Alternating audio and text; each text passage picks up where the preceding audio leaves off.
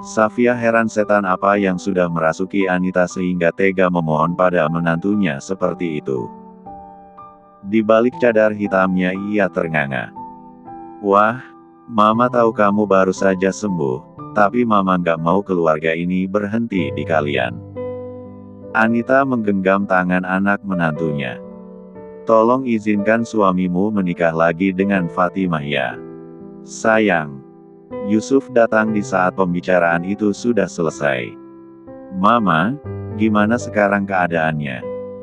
Anita tidak bisa lagi membujuk Marwah agar merayu pada Yusuf untuk menikah dengan Fatimah. Namun, dia sudah lebih lega karena telah memberi kode pada menantunya tentang keinginan terpendam. Marwah benar-benar kepikiran dengan permintaan ibu mertua. Padahal dia baru saja pulih dari serangkaian operasi dengan jaminan nyawa. Di mana hati nurani mertuanya? Sayang, kok diam? Yusuf tidak mendengar rengekan ibunya yang memohon pada Marwah tadi. Enggak, sayang. Marwah mengambil apel dari tangan Safia. Dia berpura memotong buah itu untuk mertuanya. Safia bisa gila berada di ruang rawat inap itu. Bagaimana tidak? Ada mertua yang begitu gila ingin menyuruh anaknya poligami. Tadi Safia ingin sekali bersuara untuk protes pada Anita. Namun, dia menahan diri karena tidak ingin terlalu masuk ikut campur dengan rumah tangga Marwah. Nak, Anita terbatuk. Kanker Mama sudah semakin parah. Yusuf juga tahu maksud ibunya yang mendesak dan memaksanya untuk menikah lagi. Tenang saja Ma, aku akan mencari dokter terbaik untuk memberikan pertolongan. Lihat Marwah. Dia sekarang sudah lebih pulih. Anita mengembalikan mimik sendunya. Sebab, Yusuf tidak tampak peduli dengan tidak merespon singgungannya tadi. Mama, harus lebih banyak istirahat. Jangan lupa sholat. Mama ada bawa Al-Quran gak? Yusuf menggenggam tangan sang ibu. Ma, Yusuf harap Mama bisa menenangkan diri. Jangan pikirkan apapun dulu. Anita merosotkan tubuhnya. Menyelimuti diri. Kalian pulanglah. Mama ingin beristirahat. Anita memejamkan mata. Semua orang di ruangan itu tahu jika Anita sedang mengusir mereka secara halus. Marwah yang paling tidak enak. Dia tidak ingin menjadi alasan sang mertua susah hidupnya. Ayo sayang, kita pulang. Biarkan Mama istirahat. Anita meneteskan air mata. Dia merasa anaknya sudah tidak seperti 5 tahun lalu. Sayang dan memprioritaskannya. Dulu apapun yang dikatakan dan inginkan olehnya selalu dituruti. Ma, Marwah simpan buahnya di atas nakas. Sudah dikupas. Mama tinggal makan saja. Wanita bercadar itu masih berusaha membujuk mertuanya agar tidak merajuk. Terima kasih Marwah. Kalian pulanglah. Anita berbaring menyamping dan membelakangi mereka. Safia menggandeng tangan Marwah. Supaya mereka tidak terlalu memaksa Anita untuk bersikap normal. Padahal Marwah ingin bercengkrama seperti dulu dengan mertuanya. Sejak ikut pengajian beberapa bulan ini, sikap mertuanya jadi banyak berubah. Mas. Mata Marwah berkaca-kaca. Yusuf merangkul bahu istrinya. Membawa keluar dari ruangan itu. Mama memang butuh istirahat. Safia berhenti di hadapan keduanya. Wah, sebaiknya aku pulang saja. Kamu harus lebih banyak meluangkan waktu dengan suamimu. Assalamualaikum. Marwah tersenyum lewat matanya. Terima kasih Yasa. Semoga kamu bahagia sama Mas Gil walaupun sekarang wajahnya sudah berubah. Sana. Safia mengangguk lalu pergi dari. Kini Marwah hanya bersama dengan suaminya. Mas, kita sama-sama tahu sikap Mama tadi. Yusuf semakin erat merangkul Marwah. Jangan pikiran. Apa kata dokter? Yusuf mendorong kursi roda Marwah. Kamu harus memulihkan kondisi fisik dan juga ragamu. Aku ngerasa mama iri sama perhatian kamu ke aku. Yusuf berhenti di tengah lorong rumah sakit itu. Iya, Mas. Kamu harus bisa berlaku adil sama mama dan istri kamu. Aku sangat menghargai apa perhatian kamu, tapi aku ngerasa mama kamu juga butuh perhatian dari kamu. Apa aku terlihat kurang perhatian ya sayang? Dari apa yang aku lihat mama kamu sayang sama kamu Mas. Mas kan tahu mama cuma punya Mas sebagai anak satu-satunya. Yusuf mulai berpikir tentang saran sang istri. Selama kamu belum sadar, aku memang terlalu banyak mengabaikan mama, tapi aku juga memikirkan kesehatan mama juga, sayang. Kamu kan dengar tadi, mama kamu sakit kanker. Kita terutama kamu harus sering meluangkan waktu untuk mama. Supaya dia nggak ngerasa sendiri dan kesepian. Terdengar deru nafas Yusuf. Baiklah sayang, aku akan berusaha semampuku untuk selalu perhatian dengan mama dan kamu. Marwah tersenyum. Soal anak. Jangan pikirkan itu dulu. Tolong jangan khawatirkan apapun, demi cinta kamu ke aku sayang. Marwah tersenyum lewat matanya. Padahal Marwah masih saja kepikiran dengan mertuanya yang menuntut minta cucu. Selama kamu sakit, aku akan memasak untukmu. Jangan lupa perhatikan mama juga Mas. Iya, sayang. Yusuf berlutut di depan istrinya. Menggenggam tangan wanita itu. Aku merasa sangat beruntung punya istri yang tidak hanya memikirkan diri sendiri. Kamu mengingatkan aku tentang keadilan. Bukannya itu tugas kita sesama manusia? Mengingatkan untuk berbuat kebaikan. Yusuf memeluk istrinya. Dia menyerap energi cinta yang selalu diuji dengan berbagai macam rintangan itu. Beberapa minggu setelah Marwah benar-benar dinyatakan pulih, dia sering pergi ke panti asuhan As-Safiyah, tempat di mana dirinya dulu pernah bekerja sekaligus relawan. Marwah suka memandang wajah anak-anak itu. Marwah. Safiyah menghampiri sepupunya yang sedang membagikan makanan pada anak-anak di sana. Ada banyak hal yang ingin Safiyah sampaikan pada Marwah. Ia merasa sudah waktunya sang sepupu tahu tentang investigasi yang dilakukan oleh suaminya. Sore begini nggak nungguin Mas Yusuf pulang. Kamu sendiri kenapa di sini? Tadi ada yang bilang kamu di sini. Mas Gil sama anak-anak gampang, mereka udah aku siapin semuanya di rumah. Marwah duduk di kursi panjang menghadap taman bermain anak-anak. Aku merindukan angin segar di sini. Sama seperti 5 tahun lalu. Safiyah ingat bagaimana dulu ujian hidup Marwah lebih parah lagi. Perempuan itu pernah diselingkuhin. Sekarang kamu beruntung wah. Kamu punya suami yang setia. Dia sayang banget sama kamu. Tapi tetap saja Marwah seperti punya beban karena belum bisa memberikan keturunan pada Yusuf.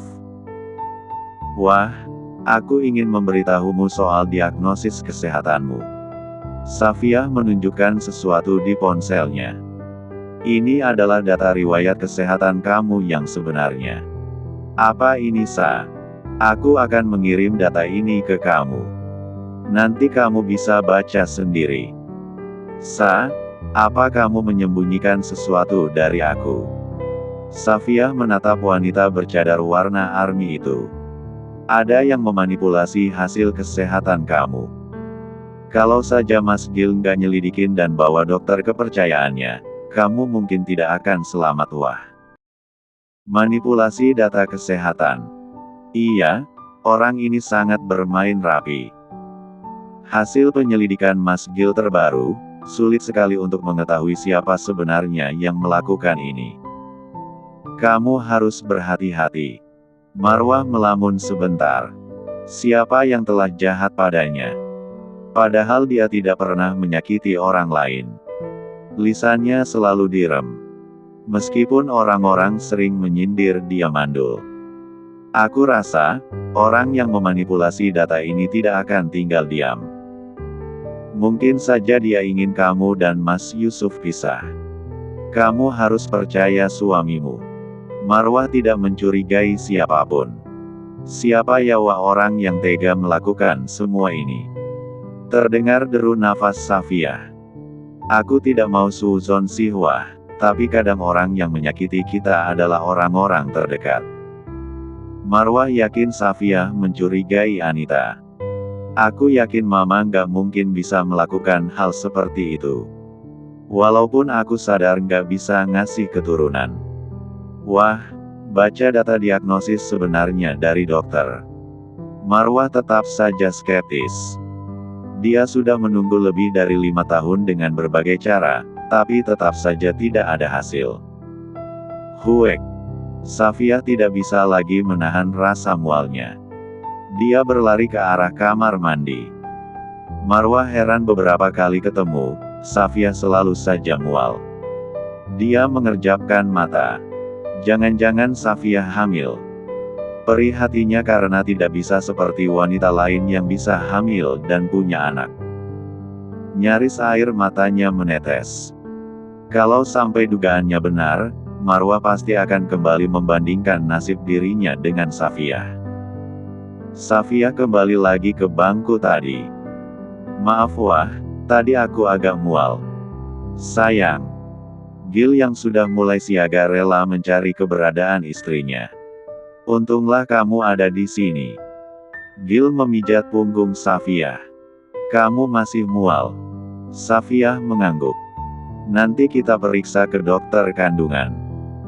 Ya, aku nggak mau ngelihat kamu tersiksa waktu lagi hamil begini. Safiyah menggerakkan matanya agar Gil berhenti, tapi sepertinya sudah terlambat. Marwah pasti sadar. Selamat Sa.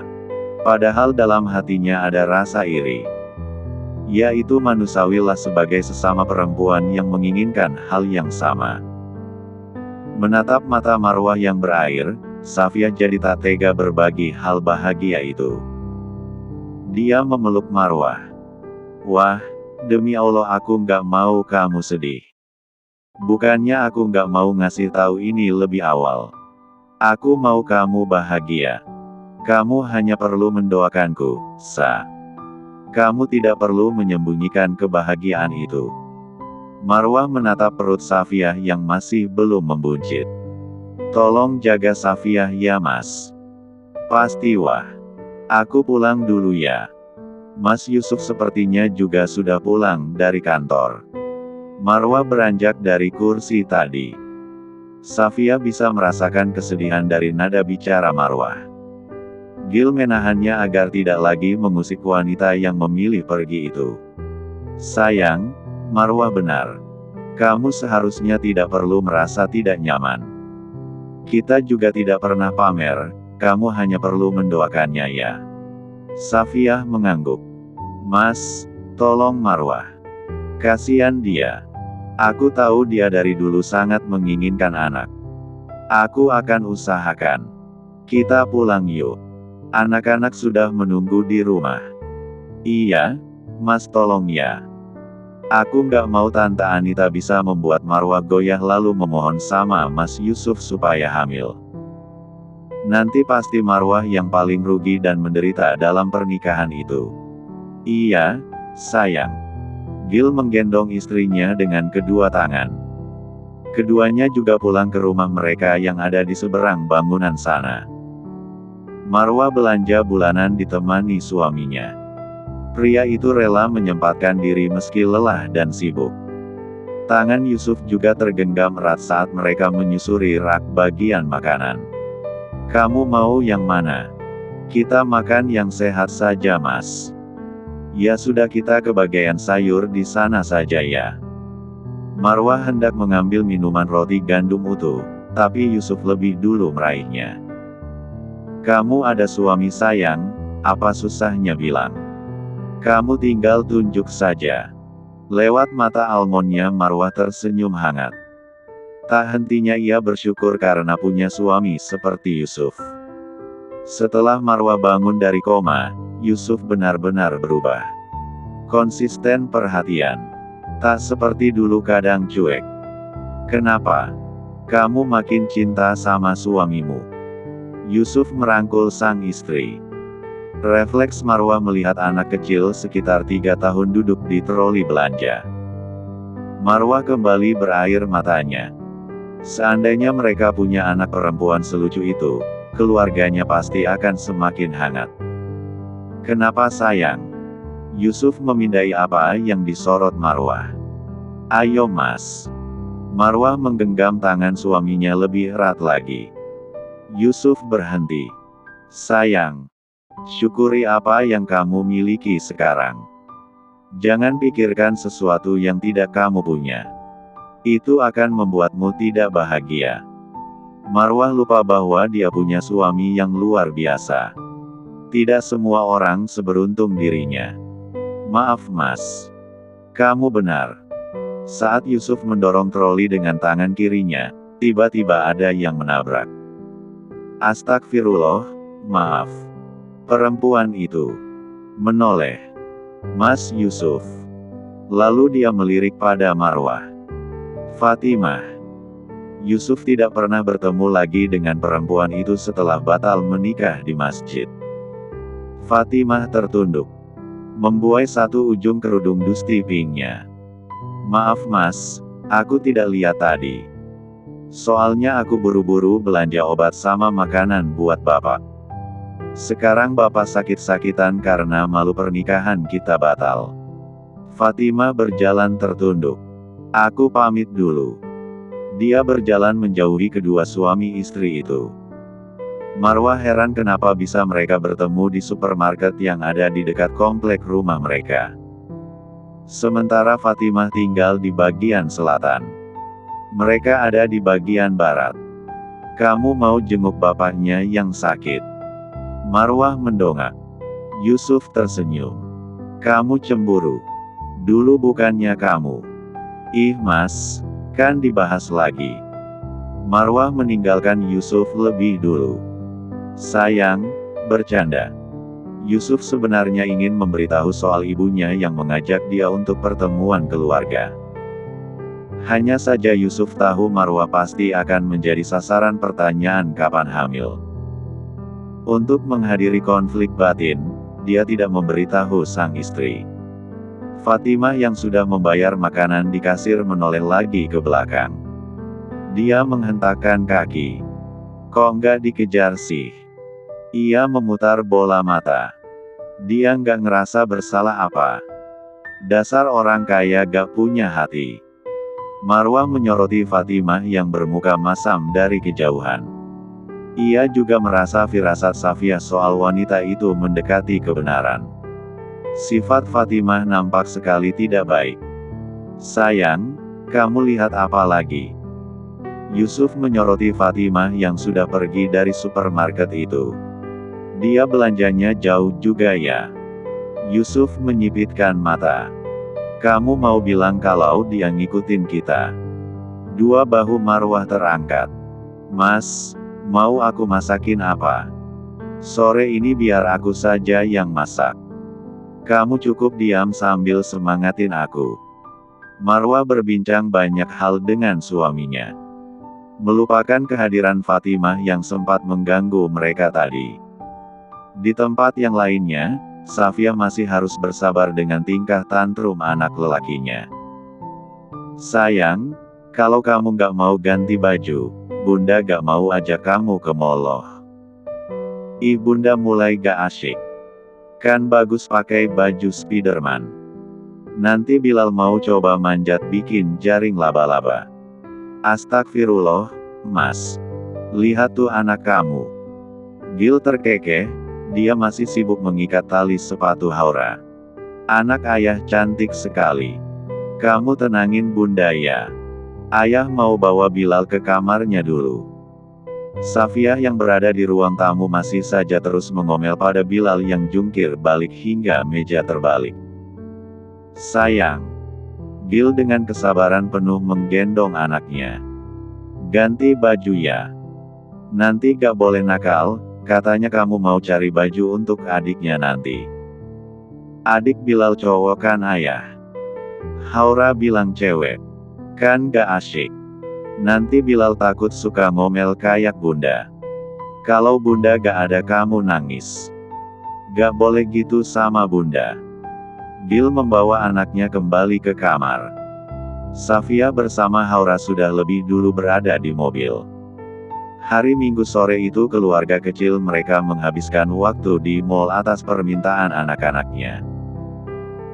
Bilal dan Haura bukan hanya ingin bermain saja, tapi begitu antusias untuk membeli baju untuk adik mereka yang ada di dalam perut. Padahal baru saja 1 bulan. Setibanya mereka di mall, Safia sudah mulai mewanti anak-anaknya. Bilal jangan nakal atau teriak-teriak ya. Bilal mengangguk. Safia menggandeng tangan anak perempuannya. Sementara Gil menggandeng tangan anak lelakinya. Mereka dijaga oleh 4 orang bodyguard. Sepasang pria dan wanita. Gil ingin keluarganya selalu aman. Para bodyguard itu mengenakan baju biasa dan mengawasi dari jarak yang agak jauh.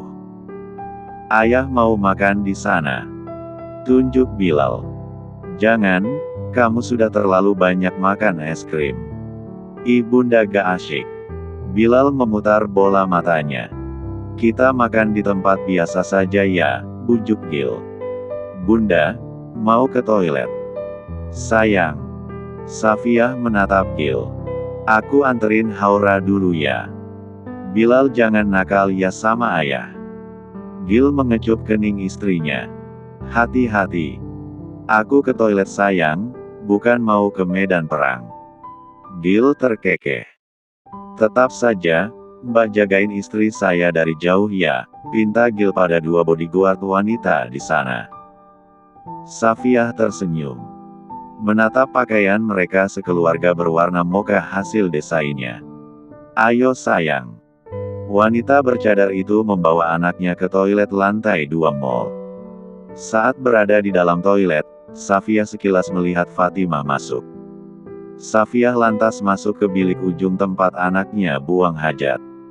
Bunda kok masuk ke sini? SSSTTT. Safia diam di sana karena dia juga melihat ada Anita yang datang bersama Fatimah. Tidak ada orang di dalam toilet itu. Sehingga Safia bisa mendengar pembicara mereka. Tante pokoknya harus desak Mas Yusuf untuk nikah sama Fatimah. Tante sudah coba tapi sangat susah. Tampak guratan kesedihan di wajah Anita. Fatimah menghela nafas dengan sabar memberikan pengertian. Tan, Bapak udah sakit-sakitan. Bapak kepikiran loh sama masalah ini. Masa kita udah bikin rencana yang udah matang seperti itu Mas Yusuf masih gak mau. Fatimah menatap dirinya di depan cermin. Memperbaiki kerudung. Entahlah Tante ngerasa kalah saing sama Marwah. Yusuf lebih mencintai istrinya. Tante kan mamanya seharusnya Mas Yusuf lebih milih Tante. Apa Tante masih ingin punya cucu?